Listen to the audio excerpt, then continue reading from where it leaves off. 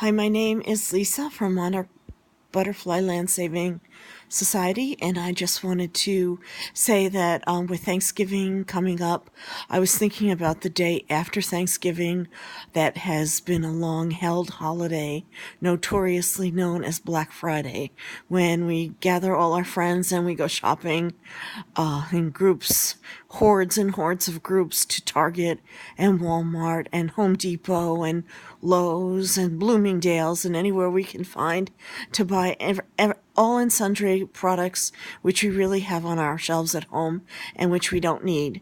And because the only one who really benefits from Black Friday, when we really buy things like toasters and blankets and pillows and lots of pieces of plastic like and dinnerware and knives, which are really second and third and fourth sets of everything that we already have and then are stored in the basement. The only one benefiting from that is the stock market, because in order for the stock market to be successful, we need to be continually shopping. In America, shopping is the national pastime. In order to keep the stock market going, they need extra money at all times to pay back the loans that people make. When you think of the traders at home now, the amateurs, the people who are online all the time trading stocks, every time a stock is traded, people expect to make a profit. If they put money in and they buy something for $5, they're going to expect at least $7 or $8 in return. So sometimes they'll trade it, buy it, and within a few minutes sell it, and then it'll go up. And even though I guess there may be some complexity there that I don't understand, it just doesn't make any sense why you pay $5 and then a minute later you get back 8. And that means someone somewhere has to put in $3. And what I think happens is we go out on Black Friday and so many days and just purchase so much stuff that comes right out of our planet, and just tons and tons of I call the earth basically our store. To me, it's not earth, it's the store.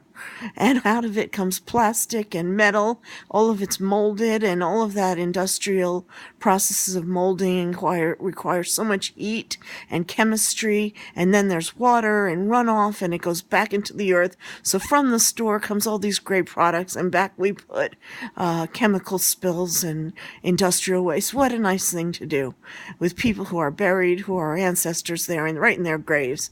And then when we drink water and we eat food and we feed our children and the animals, who are even more important, just have to keep eating this industrial waste so we can have 10 toasters instead of just stuffing a piece of bread in the oven, which is just as good.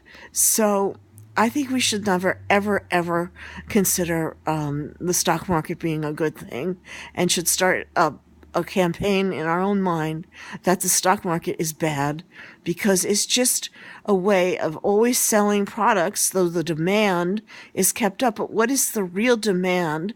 The real demand is probably so much less, but in order to keep up with all these traders trading money, there has to be people outside of the trading community, the consumers, buying the products. They're trading all that money to then go into companies to invest in companies, which means the companies then have to produce products from that money. But who says we need all those investors investing in companies that then go into major production mode, producing tons and tons of products? But who said the demand is even there for the level of trading that exists? There has to be a checks and balance somewhere, a scale of what is the true demand in the public for what we really need. And everyone knows we like a certain level of comfort and even riches, and I don't think anything is wrong with that.